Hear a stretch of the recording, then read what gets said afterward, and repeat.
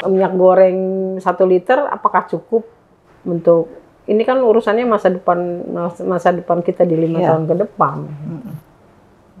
Masa hanya dibayar seliter minyak goreng gitu, kita bercandain gitu. Ibu punya persoalan nggak selama tinggal di kampung ini? Gitu. Anak sekolahnya gimana? KJP-nya dapat nggak? Gitu. Kita gali-gali gitu aja, gitu. Nanti dia akan cerita sendiri. Gitu sih Mbak. Bertanding terus Bu, sampai 5 tahun tuh bertanding terus akan ngomongin anggaran, ngomongin program. Belum lagi ke dalam partai sendiri. Saya dengar juga begitu memang ceritanya Mbak. Yang didengar udah sempat dengar. Siap nggak dengan kondisi nanti ketika di dalam itu pasti banyak apa sih temen yang apa ya mau bilang jahat nggak enak juga ya kurang baik lah gitu gitu siap nggak dengan itu gitu. Pasti banyak yang nawarin uang gitu uang ya kita berangkatnya bukan dari uang Mbak. 1, 2, 3, let's go.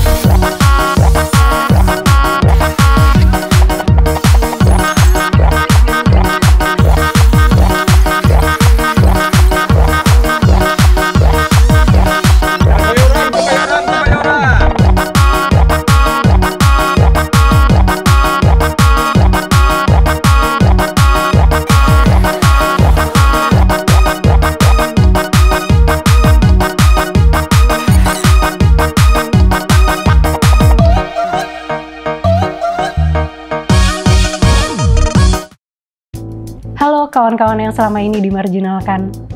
Aku ada kabar gembira buat kalian. Di pemilu kali ini, ada sejumlah caleg yang bisa jadi representasi kaum pinggiran. Mereka adalah caleg yang berasal dari komunitas yang selama ini dimarginalkan. Ada yang dulunya warga gusuran, ada juga dari kelompok disabilitas, ada juga yang pedagang kaki lima. Dan cukup banyak yang perempuan. Mereka ini benar-benar layak kita sebut wakil rakyat. Iya, selama ini perwakilan legislatif kita mayoritas adalah orang berduit banyak. Yang paling kere pun asetnya 800 juta. Itu juga anak pejabat daerah. Yang paling kaya punya aset 2 triliun. Nah, para caleg pinggiran ini terjun ke politik karena selama ini nasib mereka nggak pernah diperhatikan oleh pemerintah dan wakil rakyat. Karena itu, salah satu jalannya adalah memperjuangkan nasib sendiri dengan maju ke parlemen. Caleg pinggiran adalah harapan bagi golongan bawah yang selama ini digilas kebijakan pemerintah yang nggak adil, yang cuma mengakomodasi kepentingan elit politik, oligarki, dan memeras rakyat kecil. Contoh, pernah lihat tweet Inul Daratista yang protes soal pajak hiburan? Inul ini dulu mengendorse RUU Omnibus Law. Sekarang, kena getahnya juga.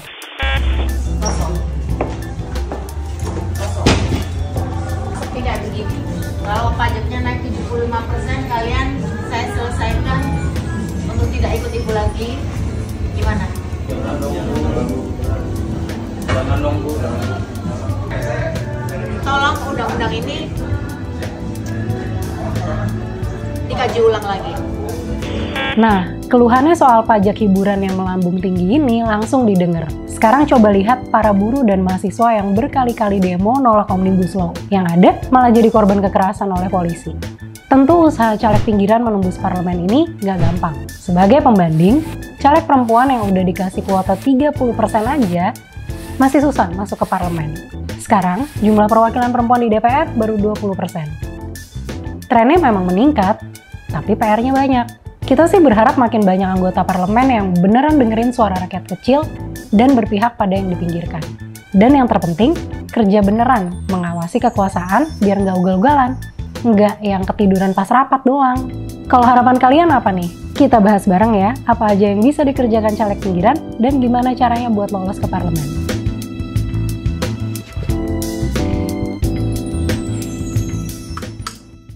Halo Mbak Ana dan Bu Wati. Halo, Mbak. Terima kasih sudah datang ke podcast Pinggiran. Dengan senang hati, Jo. Oke, kita pertama-tama bisa perkenalan dulu, saling karena baru hari ini juga ketemu secara langsung ya, Mbak Ana dan Bu Wati ya. Aku juga sama-sama, jadi kita saling kenalan. Bu Wati bisa sedikit memperkenalkan diri? Iya, Assalamualaikum warahmatullahi wabarakatuh. Perkenalkan, saya namanya Sukaryawati, cuman biasa dipanggil Wati. Saya dari JRMK, saya salah satu pengurus JRMK. dan sekarang juga menjadi caleg untuk menjadi caleg untuk Dapil 2 dengan Dapil 2. wilayahnya Cilincing, Koja, Kelapa Gading dan Kepulauan Seribu. dari Partai Buruh. Dari gitu ya. Partai Buruh. Iya. Dan Mbak Ana. Halo Joan, saya Ana, Ibu. Saya sehari-hari sebetulnya pakai 2 topi Bu di Lembaga Riset Cakrawikara Indonesia, dan saya juga dosen di Ilmu Politik di FISIP UI Depok.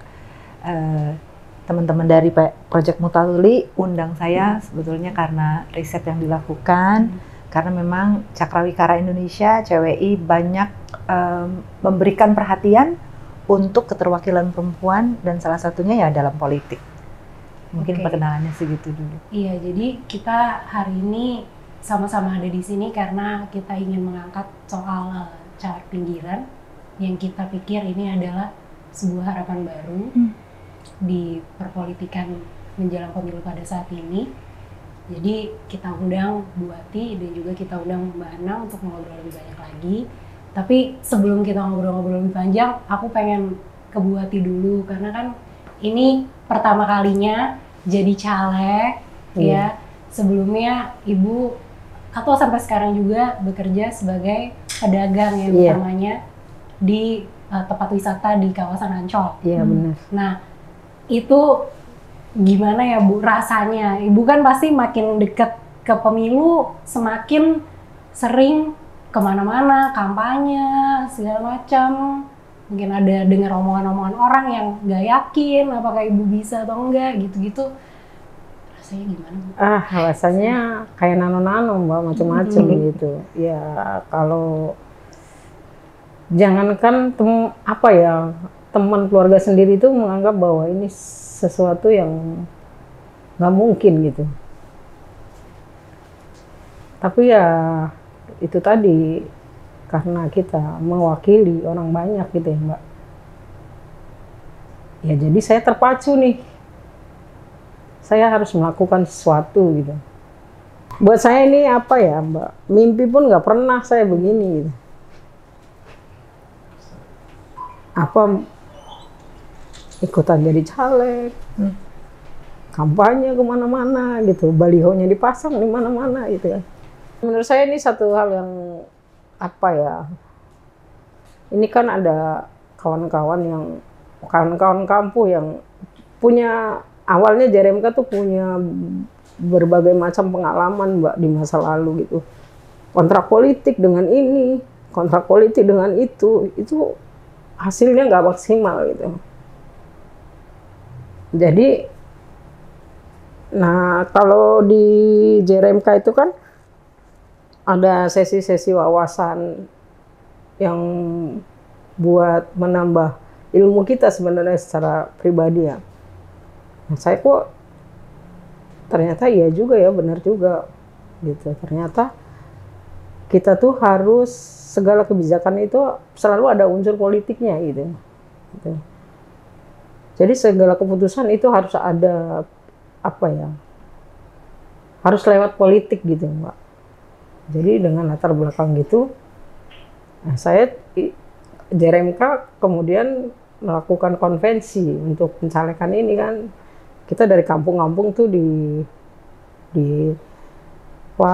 ada acara pendaftaran gitu, pendaftaran caleg gitu kan. Dari kampung-kampung disuruh mendaftar dengan kriteria begini. Saya salah satunya gitu kan, ikut dalam kontes pencalekan di JRMK ya. Gitu. Nah, setelah begitu ya daftar, ternyata saya masuk gitu kan. Kebetulan Partai Buruh juga butuh kan kerjasama dengan JRMK. Akhirnya kita kerjasama dengan Partai Buruh kan. Enggak gitu. Begitu sih ceritanya. Tadi kan Ibu cerita kalau yang Ibu sadar banget, oh ternyata segala kebijakan harus lewat politik gitu ya. Iya. Aku pengen tahu sih Bu, yang bener-bener Ibu waktu itu mikir apa ya, satu titik yang iya nih ada masalah apa yang menurut Ibu kayak paling deket sama Ibu yang ini tuh penyelesaiannya harus dengan langkah-langkah politik tadi gitu, kalau pas yang tadi sosialisasi Iya. JRMK tadi itu? Kalau di JRMK sendiri sih yang paling penting adalah persoalan tanah, Mbak. Tanah, ya. Karena kebanyakan kampung-kampungnya JRMK itu tanahnya ilegal atau nggak resmi lah, itu nggak punya surat-surat lah. Gitu.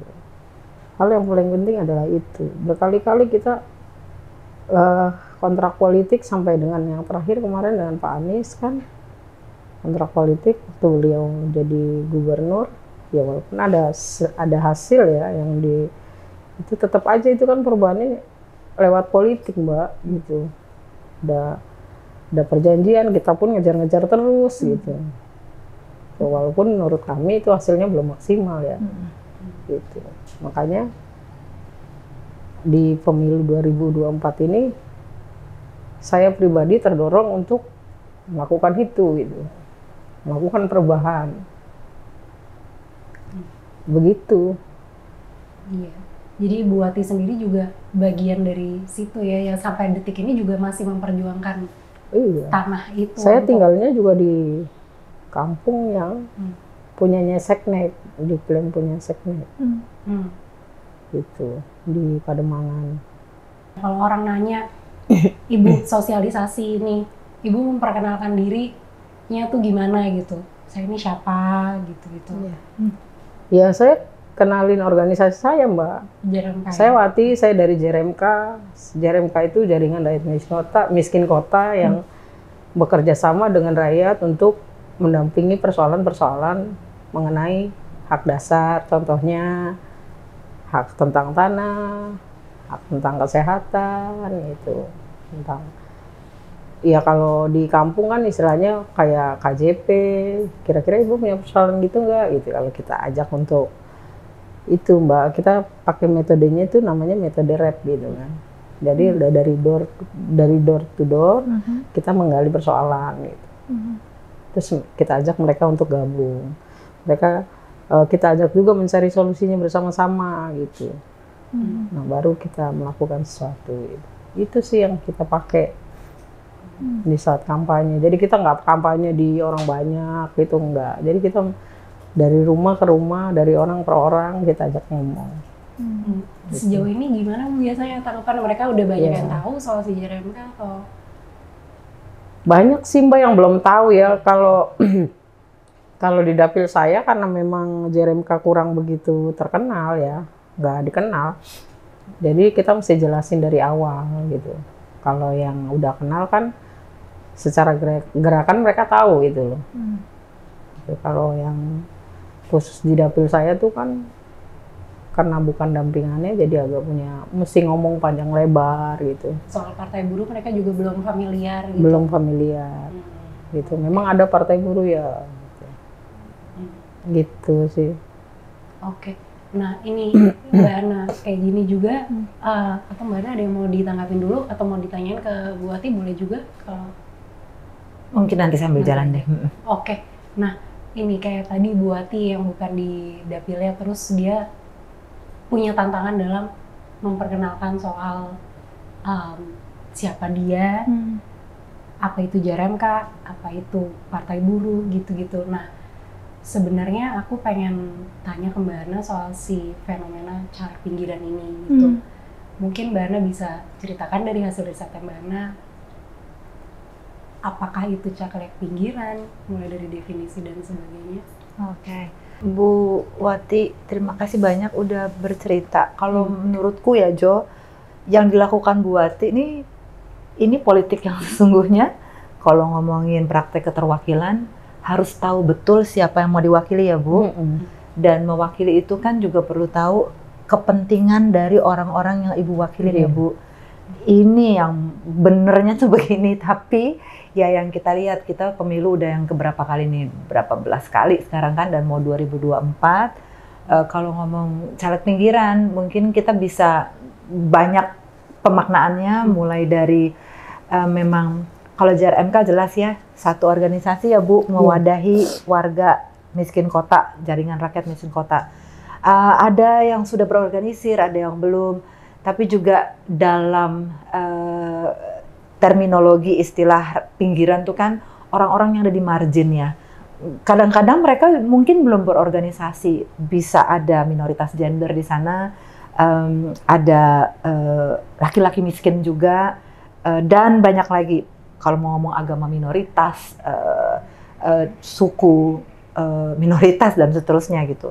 Tapi mungkin intinya saya mungkin ngelihat caleg pinggiran satu fenomena yang makin banyak diliput media dan makin penting dan makin mendesak sebetulnya, Johan, karena kalau kita lihat praktek keterwakilan yang berjalan sekarang kan betul-betul disandera sama yang penting populer ya Bu. Iya. Populer, bisa beli ujung-ujung jalan balihonya banyak ya Bu, atau nanti bansosnya, tasnya dikasih foto dia dan seterusnya. Sudah semakin jauh dari arti makna kata keterwakilan, udah nggak jelas siapa yang diwakili, udah nggak jelas lagi kepentingan apa yang mau diperjuangkan lewat keterwakilan itu. Sementara tadi Bu Wati sebetulnya kan ngingetin kita ada isu tanah, pendokumentasian atas tanah itu hak dasar ya Bu, itu penting banget. Bicara soal tadi pendidikan, kesehatan, itu hal-hal yang real yang teman-teman dari rakyat miskin kota kesulitan untuk akses, padahal kebutuhannya mendesak, disebut ngomongin soal harga terus naik. Maka kalau dari sisi situ, kebutuhan kita politik saat ini punya caleg yang justru nanti mau disebutnya caleg pinggiran atau apa gitu ya, tapi caleg yang kayak Bu Wati yang memang ngerti betul siapa yang diwakili, kepentingan apa yang perlu diperjuangkan dari kelompok yang sedang dia wakili. Tapi kita bisa ngomong bahwa caleg-caleg pinggiran ini saat ini di antara mayoritas caleg adalah orang-orang yang paling dekat dengan sumber masalah dan yang paling dekat dengan apa yang mereka wakili. Bisa begitu? Iya, bisa begitu. Artinya gini, ketika mereka kemudian ya kayak Bu Wati dan kawan-kawan Bu Wati gitu ya, menjadi caleg bukan hanya untuk mengisi peluang politik, tapi karena justru berangkatnya dari akar rumput, dari lapangan, memang ada masalah ya Bu. Tadi kan Bu Wati sempat bilang tuh, abis yang ada sekarang nggak tahu mereka ngapain gitu. Terus kalau Bu Wati tadi nanya, nih kita mau ngurus status tanah gitu deh, itu ke siapa? Nggak didengerin, malah nggak didengerin. Perlu tahu ke siapa sih kita nih warga gitu ya, mau ngurus kepentingannya, itu ke wakil yang mana? Karena tadi juga Bu Wati sempat bilang menurutku penting, Jo, semuanya tuh nggak lepas dari politik ya Bu. Dulu kan orang malah bilang kayaknya nggak mau politik tuh apa Bu? Kejam gitu. Kejam ya Bu. Ternyata kejam apa enggak Bu? Gimana Bu?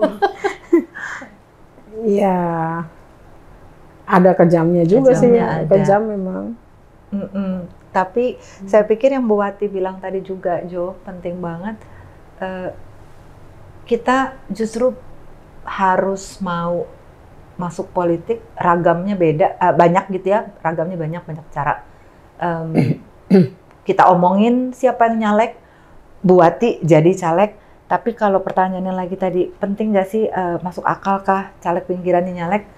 Saya mungkin jawabannya melampaui dari urusan masuk akal, tidak masuk akal, ini satu kebutuhan mendesak karena hari-hari ini justru yang namanya praktek keterwakilan politik semakin dicabut dari akarnya, yaitu mengenali siapa yang diwakili dan memperjuangkan kepentingan dari kelompok yang diwakili.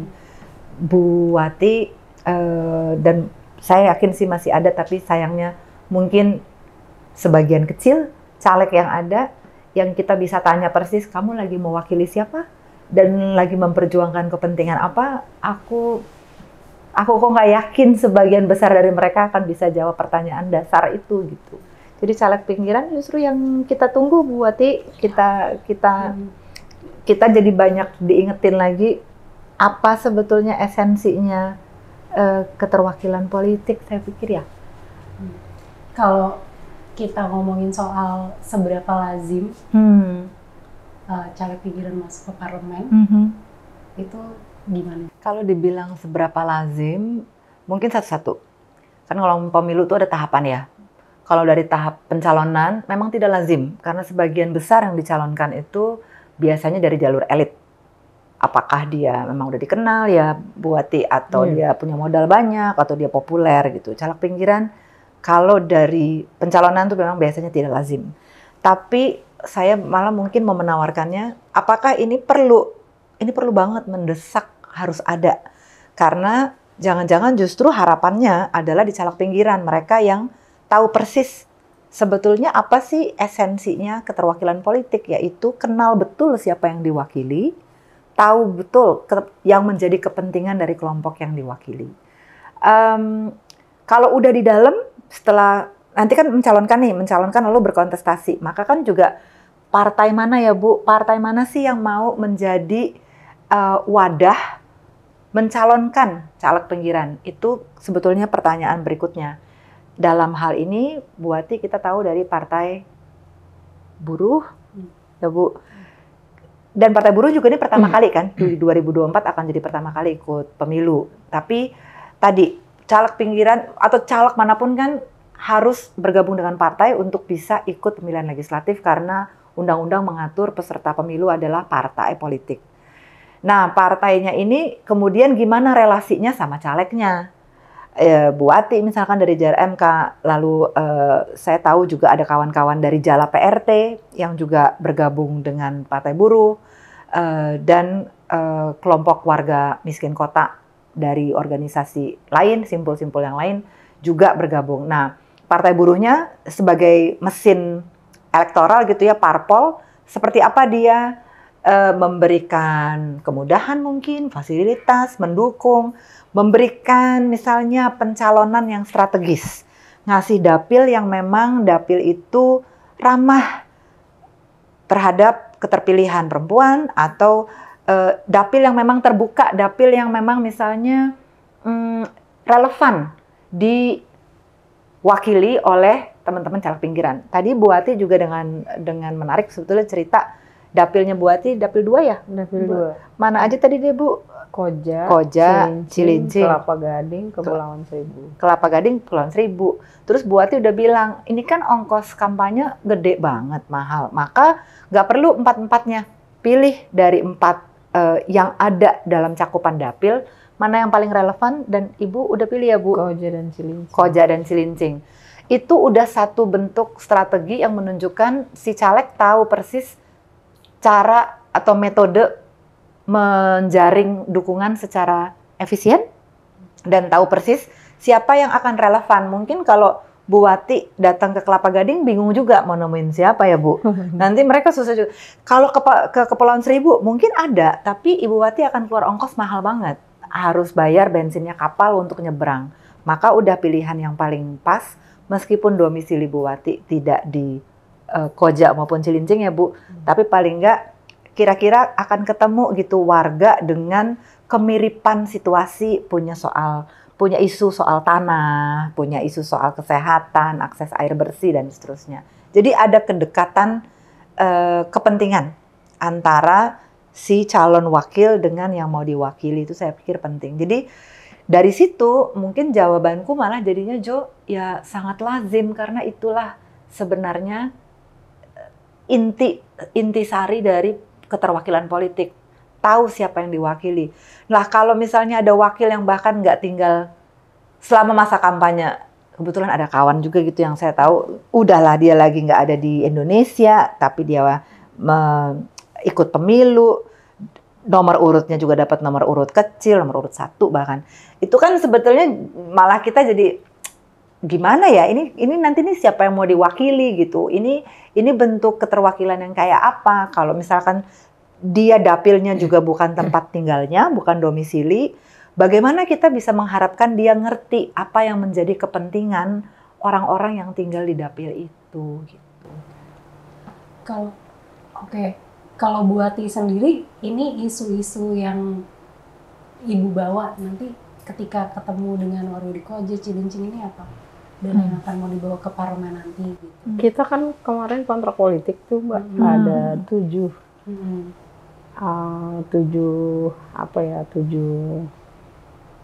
tuntutan ya.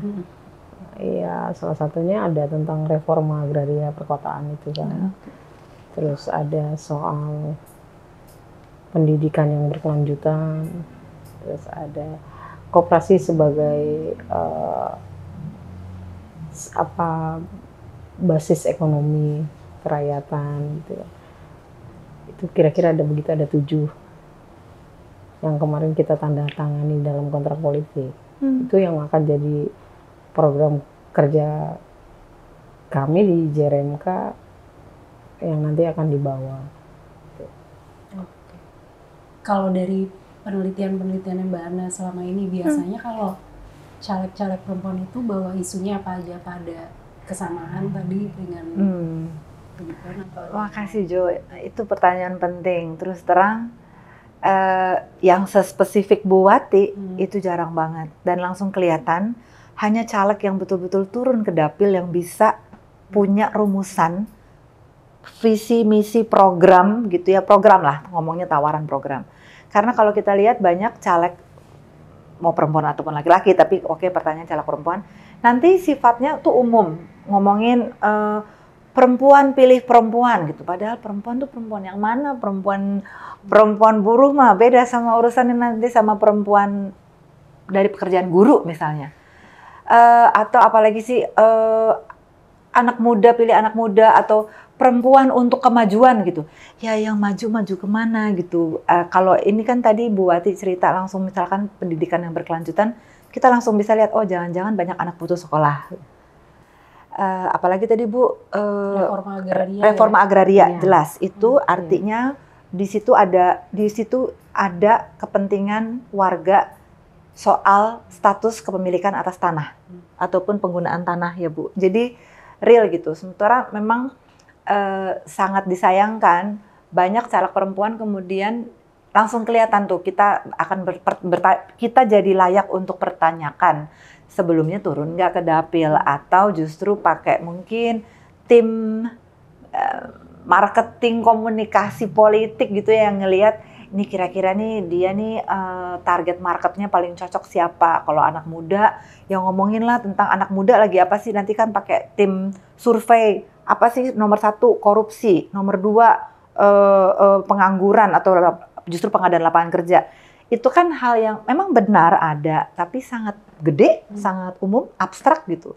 Sementara kalau dalam contoh tadi Bu Wati justru bagus banget karena udah sangat spesifik.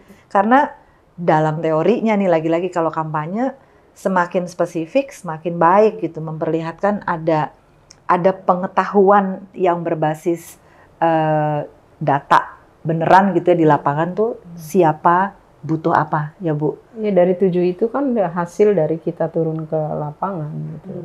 Jadi kita ambil gitu sebagai program nantinya gitu.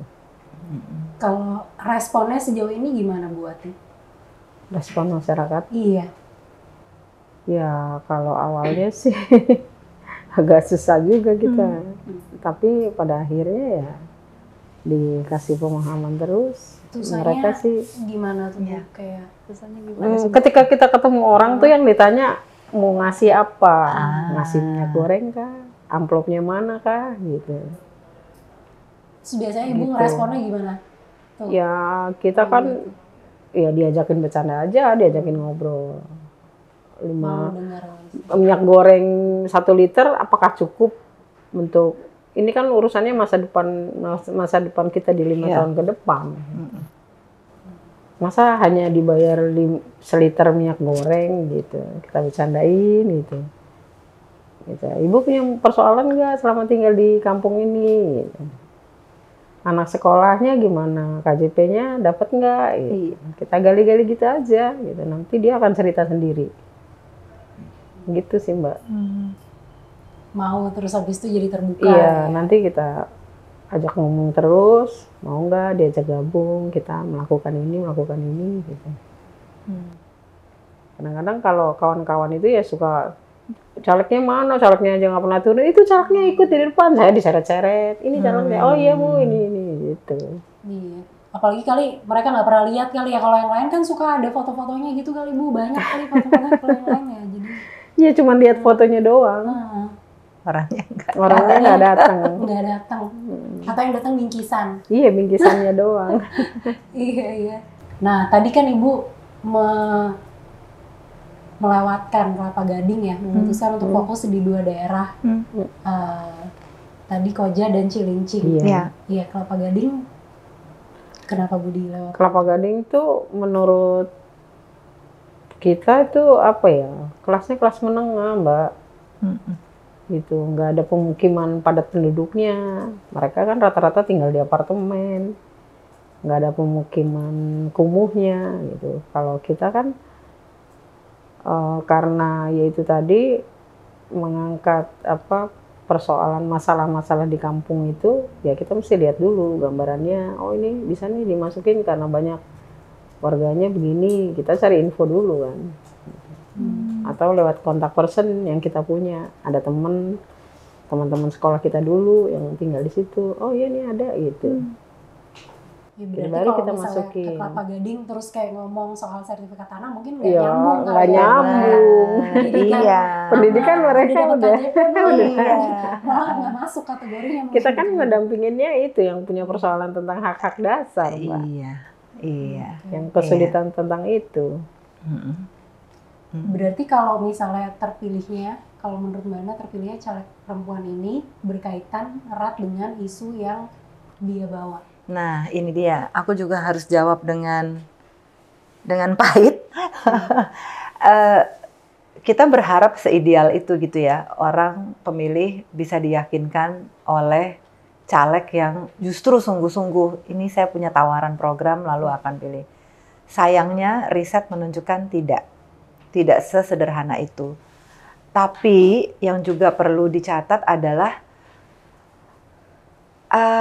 apatisme warga terhadap partai-partai lama itu sudah sangat tinggi. Udah sangat tidak percaya gitu. Partai yang punya nama besar itu udahlah gitu. Kita paling dibohongin lagi.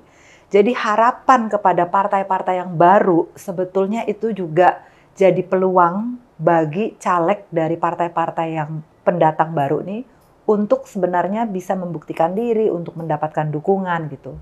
Tapi tadi sayangnya memang sejauh ini kami meriset tidak sesederhana itu kemudian pemilih langsung gitu, mau ini ada yang menawarkan program terus dia pilih, enggak juga sih. Kenapa? Karena kenyataannya begitu nanti terpilih ya Bu, itu kan seorang caleg dari sebuah partai harus duduk bersama caleg-caleg terpilih lain ya dari partai lain. Artinya kembali masuk ke kontestasi gagasan, program, dan anggaran di dalam yang sangat mungkin nanti orang di luar ngelihatnya, ih kamu udah dipilih, taunya nggak memperjuangkan. Padahal diperjuangkan, tapi mungkin mentok, nggak dapat sekutu di dalam DPR, DPRD. Nggak ada temannya. Nggak ada teman. Itu cerita lain lagi yang saya pikir sih perlu kita saling ingatkan gitu. Nanti Bu Wati dan siapapun yang menang masuk jadi anggota DPR, DPRD, itu perlu kita temenin. Perlu kita cariin bahkan temennya dia di dalam siapa. Karena nggak bisa temenannya sama kita doang yang ada di luar DPRD, DPR. Justru dia harus bisa berkawan, bernegosiasi, berkompromi di dalam supaya punya teman di dalam. Dan ketika dia udah di dalam, nanti Bu Wati di dalamnya insya Allah, terus kita juga perlu jadi teman mereka, butuh data apa. Untuk nanti itu akan jadi terus perdebatan yang tidak putus-putusnya. Anggaran ini dialokasiin kemana, program ini prioritas atau enggak. Nah, ini saya pikir yang jadi PR gede lagi kan ya. Kita mau, jelas kita mau caleg pinggiran terpilih. Sebegitu tidak lazim tapi bukannya tidak mungkin.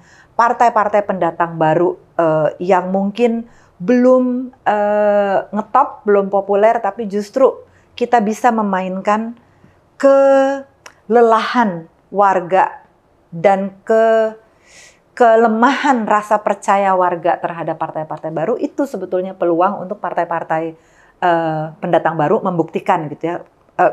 Sudah kecewa bener dengan partai-partai lama yang mapan. Tapi tadi begitu udah terpilih, nanti partai-partai baru ini pasti harus berinteraksi sama partai-partai lama yang sangat mungkin jumlah bangkunya lebih banyak ya Bu. Iya. Nanti yang partai-partai baru ini potensial bangkunya lebih sedikit. Nah, baru lagi deh tuh nanti model kontestasi di dalam ketika sudah terpilih. Tapi saya pikir penting untuk melihat gambar besarnya satu persatu, tahap demi tahap. Sekarang lagi pencalekan.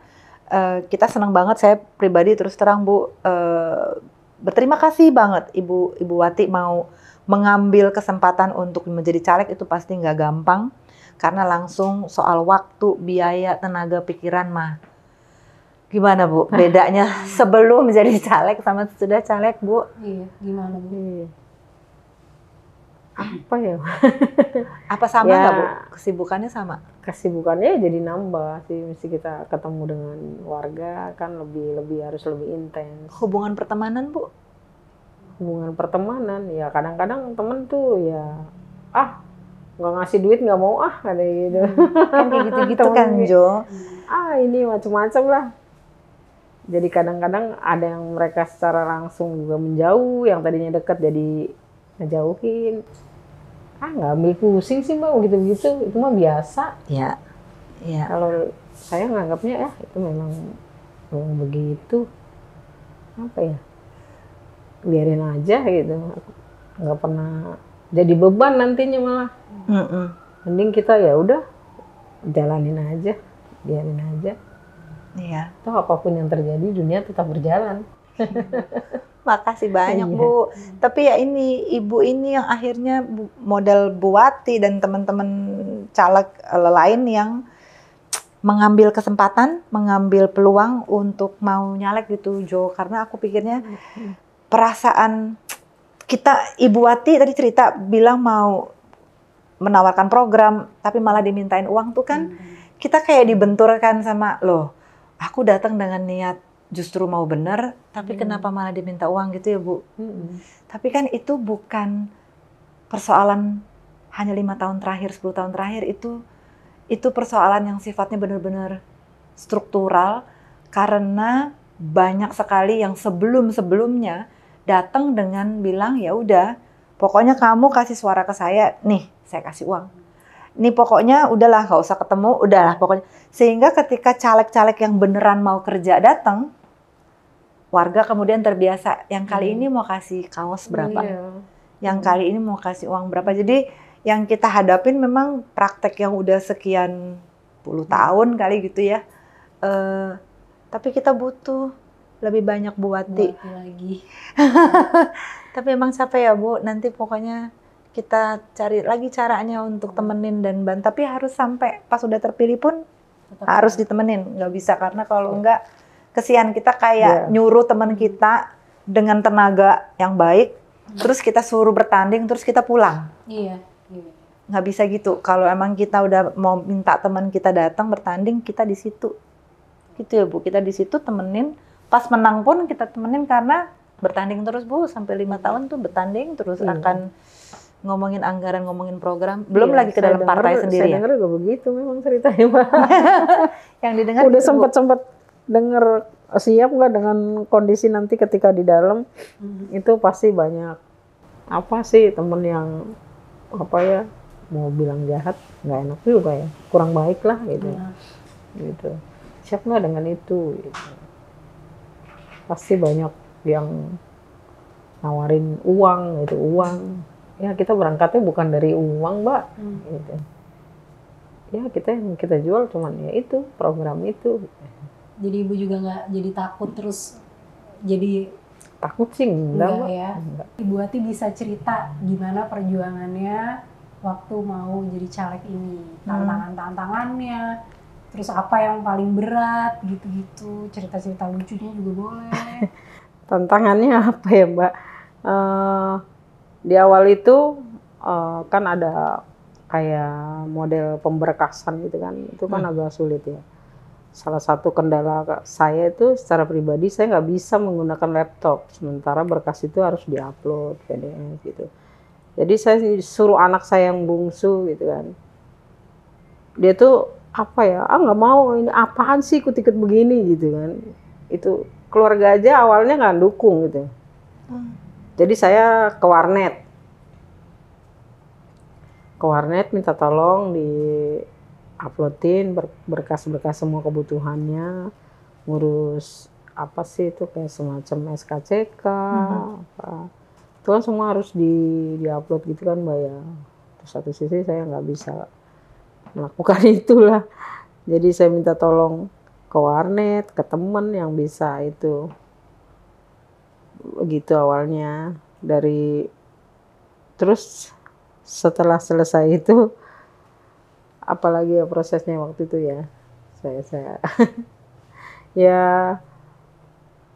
masa-masa mendatangi warga gitu kan, jarak dari rumah dengan dapil yang mau saya tuju itu kan agak lumayan jauh, butuh waktu gitu kan. Sama kawan-kawan pun begitu, tim. Saya tadinya nggak punya tim Mbak, sendirian gitu. Saya sempat apa sih ngedrop gitu kan. Karena itu tadi saya nggak punya basis nih gitu. Saya cari temen, saya ajakin, ya gimana udah punya caleg lain gitu, nggak bisa bantu. Hal-hal kayak gitu tuh sering Mbak, teman-teman tuh saya ajak, beberapa teman menolak gitu, nggak mau. Teman sendiri pun nanyain mau bayar berapa gitu, kalau saya jadi tim kamu gitu, kayak gitu. Saya jelasin. Sampai pada akhirnya saya sempat diem, nggak melakukan apa-apa. Ya saya sibuk aja, saya sibuk jualan aja lah. Sambil berpikir gitu kan. Nyari-nyari temen, teleponin, nggak bisa. Akhirnya JRMK punya kampung-kampung dampingan yang lama-lama yang nggak aktif gitu ya Mbak. Terus akhirnya ketemu temen gitu. Akhirnya ayo coba gini sama persoalan tanah, ayo kita bareng-bareng jalan. Akhirnya mau, kawan-kawan yang tadinya sudah digusur pindah ke rusun, mereka punya kesulitan di rusun, kita ajak ayo bantu jadi tim saya, ini nggak ada duitnya sama sekali gitu. Akhirnya mereka mau gitu ya. Akhirnya saya punya beberapa teman dan saya jadiin tim mereka yang setiap hari harus jalan ke warga gitu, saya ngikut kayak gitu. Begitu sih hambatannya Mbak, teman-teman yang apa ya, yang di lingkupan saya gitu, payah nih caleg nggak bagi-bagi kaos, nggak bagi-bagi amplop katanya gitu. Saya nggak pernah ini, diem aja. Ini caleg gembel, ini mah nggak punya duit gitu, saya gituin. Nah, ya udah, mereka bahkan jadi tim orang lain, bahkan temen dekat sendiri, temen kawan dekat gitu ya, dia tinggal di satu kampung yang juga punya persoalan sebenarnya. Tahu secara gerakan JRMK dia tahu, karena dulu bekas ikut-ikutan kegiatan JRMK juga. Sampai saat ini belum juga mau bantu gitu. Akhirnya saya lewatin dia, cari kontak lain, kita masuk kampungnya. Masuk kampungnya kita nggak ada kendala apa-apa sih, kita ajakin mereka untuk ikut. Ayo bareng-bareng, mereka setuju. Ternyata ya cuman persoalannya sama yang tadi dibilang Mbak Ana, bahwa apa sih belum tentu gitu loh. Mereka ya masih cara berpikirnya masih yang ini kasih duit, kasih sembako gitu. Hampir di seluruh yang saya temuin tuh hampir kayak gitu semua gitu. Dan kita butuh energi yang lebih besar kali ya untuk bisa merubah hal-hal kayak gitu Mbak. Ya itu aja sih sebenarnya yang mau saya ngomong. Bahwa di bawah juga apa sih ya, Mereka tuh siapa aja Mbak, siapa aja yang ketika bawa itu pasti akan dibilang iya gitu. Jadi saya pun ketika ngomong panjang lebar ini masih belum tentu. Ketika di hadapan kita dia bilang iya, setuju, mau, mendukung. Kita nggak tahu apa yang terjadi nanti di tanggal 14 gitu. Itu sih menjadi pikiran buat saya sebenarnya juga. Itu Mbak. Jadi perjalanannya sebenarnya sangat sunyi dan berat sebenarnya ya kalau untuk mewakili emang benar-benar orang yang perlu kita wakili dari sedekat itu ya. Beda banget sama yang apa sudah dicitrakan selama ini. Ibu ada yang bantuin nggak misalnya kayak dana dari JRMK? Nggak ada. Oh kalau JRMK kita memang disupport dari JRMK. Modal kita cuma stiker Mbak. Stiker. Kita ajak ngomong orang ketika setuju, kita rumahnya tempelin stiker gitu. Kita data. Donasi gitu? Enggak ada. Ya kalau donasi saya kurang tahu ya. Maksudnya JRMK gitu maksudnya. Oh kalau secara organisasi mungkin buka donasi Mbak. Gitu. Donasi. Bukan per orang gitu. Bukan ya. per orang, bukan. Okay. Jadi saya biaya kampanye, biaya apapun itu dibiayai oleh organisasi. Partai. Saya paling transport ketika saya pergi ke kampung mana untuk kampanye itu biaya sendiri. Gitu. Ya paling apa kopinya tim, misalkan kita mau istirahat, mau ngopi gitu, mau minum, itu biaya sendiri. Nggak dibiayai organisasi. Gitu sih. Ya kesulitannya ya itu kan jarak tempuh yang harus kita lalui itu tiap hari kan. Karena tempat tinggal dengan dapilnya agak lumayan jauh, butuh waktu sejam setengah lebih. Iya. Belum kena macet, arah ke sana kan agak banyak kontainer gitu kan. Ibu kalau lagi kayak down gitu terus yang apa ya gimana cara memulihkan apa hati dan semangatnya tuh gimana Bu? Sibuk jualan saya Mbak. Buat mata pencarian saya juga kan sebenarnya. Saya jualan tiap hari. Enggak pusing ngurusin kayak gitu, saya jualan pulang tidur gitu aja. Semua baik, bangun-bangun, Iya, syukur-syukur berpikir lagi bagaimana nih caranya gitu. Gitu.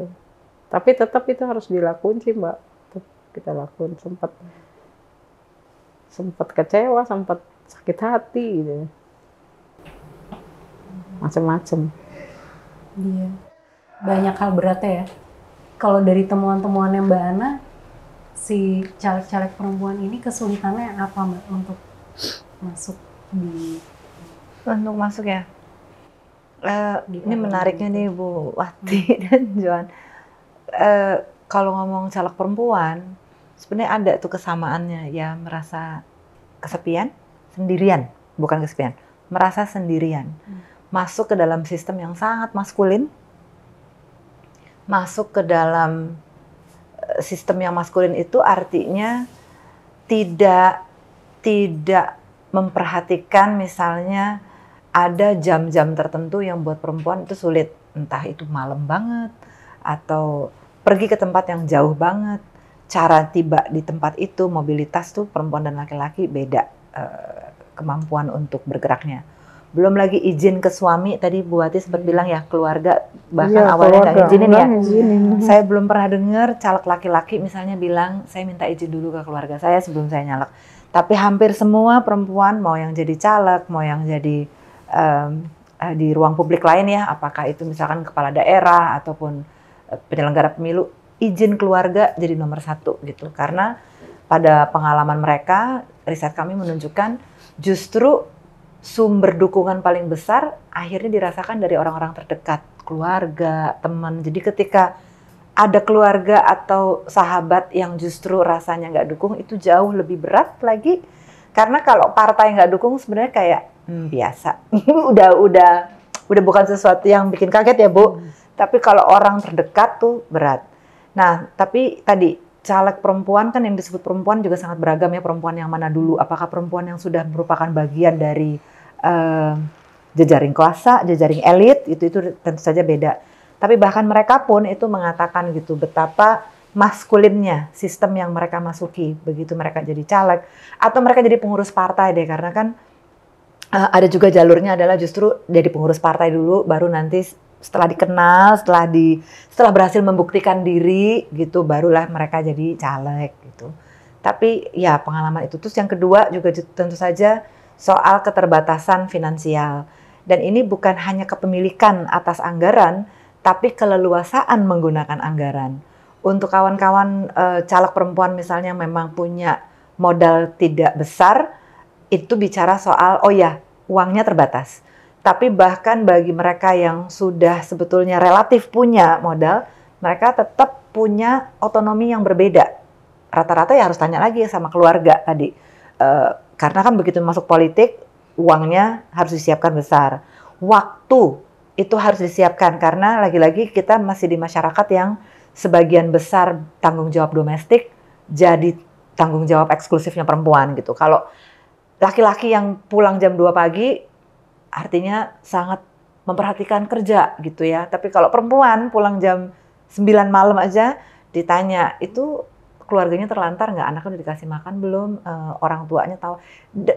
Ukuran-ukuran yang dilekatkan pada perempuan dan laki-laki ketika mereka melakukan hal yang sama, tapi ukuran keberhasilan dan ketidakberhasilannya ternyata kan sangat berbeda gitu ya. Jadi saya pikir nggak beda jauh dengan proses pencalekan ya Bu, pencalonan dalam pemilu. Kita punya sistem yang sangat maskulin, sistem yang juga sangat kapitalis sebetulnya, sangat eksploitatif, sangat mengedepankan kekuatan modal, tapi juga sangat mengedepankan kesiapan untuk bertindak seperti laki-laki. Siap jam berapa aja ditelepon harus angkat, jawab bisa gitu ya Bu. Disuruh pergi 1 jam, 2 jam naik motor harus siap. Nggak ada cerita, sebentar ya anak saya mesti nggak ada. Dan itu kan satu bentuk hambatan tersendiri yang jadinya kita bilangnya hambatan yang muaranya nanti ada pada soal norma gender dan seterusnya gitu ya. Tapi dia kan berkelindan dengan sistem kapitalisme.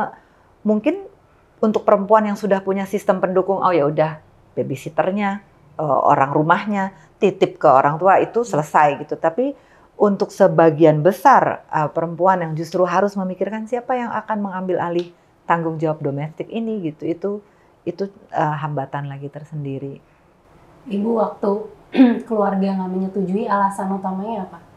Apa kayak siapa nanti yang ngurus rumah gitu atau gimana? Enggak sih, kalau anak saya udah besar, cuman menurut mereka nggak punya duit, ikut-ikut gue gitu.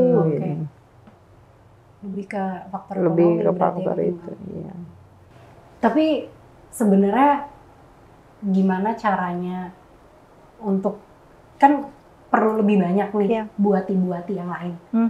Gimana caranya buat mendorong lah atau memotivasi orang untuk ada mau untuk bergerak gitu. Kalau menurutku sih 2 arah ya Jo. Satu yang harus didesak sebetulnya partai. Partai harus beresin sistem rekrutmen politik supaya nggak mengandalkan tadi kekuatan modal dan popularitas figur. Justru orang-orang yang berangkat dari akar rumput yang harusnya diperhitungkan lebih serius oleh partai. Orang-orang yang memang punya basis di masyarakat itu harusnya diperhitungkan. Tapi ya, lagi-lagi, aku bisa ngomong ini, mungkin kalau aku pengurus partai, aku mungkin ngelihat persoalannya beda lagi, saya nggak tahu lagi. Tapi kalau dari yang saya lihat, satu sisi justru yang harus bebenah secara besar itu adalah partai. Karena partai sudah sekian puluh tahun masih mengandalkan popularitas dan kekuatan modal dalam rekrutmen politik. Di sisi lain, tentu saja pendidikan politik, yaitu ke warga gitu, bahwa politik yang mahal ini tuh bukan sesuatu yang turun dari langit, tapi politisi-politisi yang membuat sistem menjadi mahal. Kebijakan-kebijakan yang membuat orang yang nggak kuat modal sulit untuk masuk gitu. Juga salah satunya lagi dalam pendidikan politik tentu kita kalau gini, aku mungkin gini Jo, aku sangat hati-hati untuk bilang ya ini warganya pokoknya mata duitan gitu. Udahlah kesulitan hidup, diburu-buru cuman dipakai suaranya doang habis itu ditinggalin terus mau dituduh mata duitan. Karena riset kita juga nunjukin yang terpapar dengan politik uang sebetulnya tidak banyak. Dan yang terpapar politik uang tidak serta-merta terima uang terus dia pilih orang yang ngasih uang, belum tentu. Dia terima aja uangnya, kaosnya, berasnya, minyaknya dia terima. Tapi ntar pilih sih dia pilih yang dia mau. Memang kemudian ada tuh transaksinya bahkan di dekat kotak suara gitu ya, itu ada, itu lain cerita lagi. Tapi kalau saya pikir terlalu jahat untuk kemudian mengatakan warga tuh mata duitan gitu. Ada penyebab yang lebih besar, ada gambar yang lebih besar yang bisa menjelaskan kenapa warga kemudian nanya mau kasih berapa. Karena mereka dikecewakan berpuluh-puluh tahun sama orang yang datang kasih janji. Mereka dibohongin berkali-kali gitu, dibilang kalau pilih ini nanti akan dapat itu. Udah bikin kontrak politik aja bohong ya Bu, nggak dipenuhin ya Bu. Terus dibawa ke pengadilan, kontrak politik bisa dibawa, tapi untuk dimenangkan tuh susah sekali gitu. Jadi memang membangun kepercayaan politik jauh lebih gampang diomongin, tapi untuk dikerjain itu akan butuh waktu panjang. Tapi mungkin satu Jo, balik lagi ke soal sistem. Tadi aku bilang partainya harus bebenah soal rekrutmen, tapi juga secara lebih luas lagi, kami sebetulnya di Cakrawikara Indonesia, kami bisa paham keinginan banyak pihak yang ingin mendorong penyederhanaan partai. Makin sedikit aja deh partai, supaya makin jelas identitasnya. Jangan ada 10 tapi 5 mirip, 3 mirip banget gitu. Yang beda misalnya cuma 2. Tapi persis ini juga tantangannya. Ketika kebebasan untuk membentuk partai itu semakin dikekang, nanti ya kayak gini, semakin sedikit partai baru yang memang membuka peluang untuk caleg-caleg pinggiran tadi untuk bisa berkontestasi. Kalau mau jujur kan Partai Buruh pun sebetulnya membuka karena untuk pemenuhan syarat administratif kok awalnya, ya Bu. Karena kurang, caleg perempuannya kurang di dapil-dapil terus kemudian diambil. Tapi paling enggak kita sambut gitu, ada partai pendatang baru yang membuka pintu merekrut caleg yang bukan semata-mata figur ngetop, mantan artis, mantan seleb atau influencer gitu. Tapi memang, oh ya ini sudah berorganisasi di JRMK, oh ya ini sudah berorganisasi di sini, jadi diambil karena tahu bagaimana mengorganisir, tahu bagaimana melakukan edukasi, tahu bagaimana bikin program dan anggaran di organisasi. Saya pikir itu sih perlu kita sama-sama kawal nih, kemudahan membentuk partai dan menjadi peserta pemilu supaya ada identitas yang berbeda, yang ada nafas baru dulu deh gitu. Meskipun nanti mungkin kursinya kecil, kursinya sedikit, selemah-lemahnya ada disrupsi, ada gangguan terhadap jalannya diskusi dalam menyusun kebijakan dan anggaran. Jangan dia lagi. Partainya ada 4 nama tapi orangnya dia lagi ya Bu. Partainya ada 5, warnanya beda-beda tuh, Mejiku, Hibiniu gitu. Tapi sebetulnya bohirnya sama, melayani kepentingan yang sama. Itu yang kita harap bisa dilawan oleh partai-partai progresif, dan partai-partai progresif ini mau merekrut caleg-caleg ya yang memang punya akar di bawah, yang memang ada di basis. Kuotanya perlu ditambah untuk perempuan 30% itu? Kuota ya, oke Jo, kalau kuota 30% ini agak panjang, tapi singkatnya gini. Sebenarnya 30% itu datang dari mana sih? Dari teori masa kritis, teori critical mass. Masa kritis itu sebenarnya 30 tuh minimum loh Bu. Minimum, jadi sekurang-kurangnya paling dikit. Tapi orang bilang, ya udah ya pokoknya dari 10, yang penting ada 1 perempuan udah ya, kan udah ada. Jadi kayak cuman bahkan di bawah minimum sebetulnya, karena kan 1 dari 10 nggak sampai 30%. Tapi intinya gini, kalau pertanyaan perlu ditambah nggak? Yang perlu ditambah itu bukan pencalonan, tapi hasil. Tapi tetap relevan nggak pencalonan 30% ditaruh? Sangat relevan. Buktinya ada aturannya aja nggak dipenuhin, apalagi nggak ada aturannya. Sesederhana itu. diketok-ketok, dikejar sebagai syarat administratif aja, masih banyak sekali pihak coba ngeles gitu ya, coba melanggar dan berkelit memaknai aturan 30% pakai pembulatan ke bawah dan seterusnya. Itu udah ada aturannya loh, udah ada pesan undang-undang. Apalagi kalau itu kita hapus. Kita tahu bahwa tidak menjamin 30% akan terpilih perempuan yang emang beneran turun ke basis, emang beneran punya visi gitu. Kita nggak bisa jamin itu, kita sadar. Tapi jangan yang kemudian kita hapus aturannya. Yang kita lakukan adalah perbaikan implementasi aturan. Aturannya harus dipertahankan menurutku. Belum perlu menurutku untuk dinaikkan lagi. Minimum 30% aja nggak dipenuhi kok. Justru maksudku kita rame-rame suarakan. Yang minimum aja belum pernah terpenuhi. Lah perempuan kita disalahin terus. Ini udah nambah angkanya tapi nggak tambah baik gitu. Ya mungkin persis itu, nambah angkanya nggak signifikan. Nggak pernah sampai batas minimum aja nggak pernah terpenuhi gitu. Oke. Nah ini terakhir, Bu Ati. Pesan-pesan yang mau Bu Ati sampaikan ke penonton, apa aja boleh. Mau pesan kampanye, mau pesan biar nyalek juga, biar jangan patah semangat, apapun. Apa ya, yang Mbak? mau disampaikan. Apa aja boleh yang pengen Ibu sampaikan.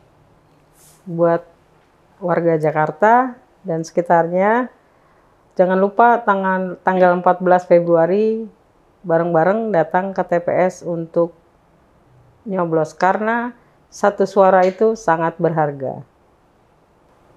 Itu aja, Mbak. Itu aja. Ada lagi? Apa ya?